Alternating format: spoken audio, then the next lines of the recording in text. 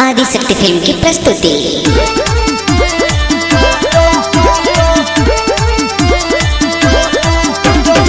Music by Shankar Singh.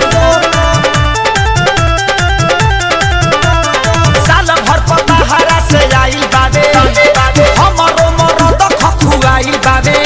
अरे साल भर पताहरा से आइल बाबे हमरो मरद खखुआइल बाबे। दिनवा में घुस रहे करे ना शरम, छोड़ता न करे हम सारा ई करम। नैहर के मिलल हम पलाई के पलंग पर छोय छोय, बतिया ना बुझेला हमरो गलम कर छोय छोय। नैहर के मिलल हम पलाई के पलंग पर छोय छोय।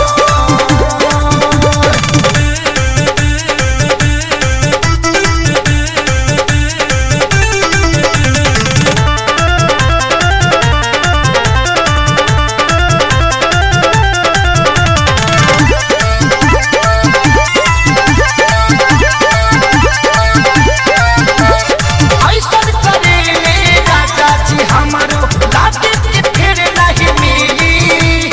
ठोके न दिले हमरा के राजा के बाड़ी में पीली, राजा के बाड़ी में पीली। ऐसन करेले राजा जी हमरो लागे के फिर नहीं मिली। ठोके न दिले हमरा के सैया की बाड़ी में पीली। उठता दर्द मोरा अलगे अलग, प्यार से न प्यार करस करता रे जान। अपना बोला से दबानी हम तब कर छोय छोय, बतिया न मानेला हमारो बोला कर छोय छोय। नैहर के मिलल हम पलाई के बोला कर छोय छोय।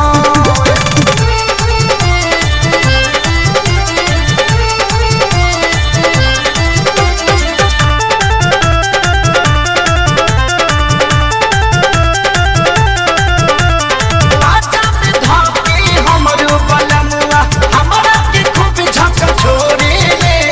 जैसे कोड़े ले जैसे भी माटी वैसे वो हमके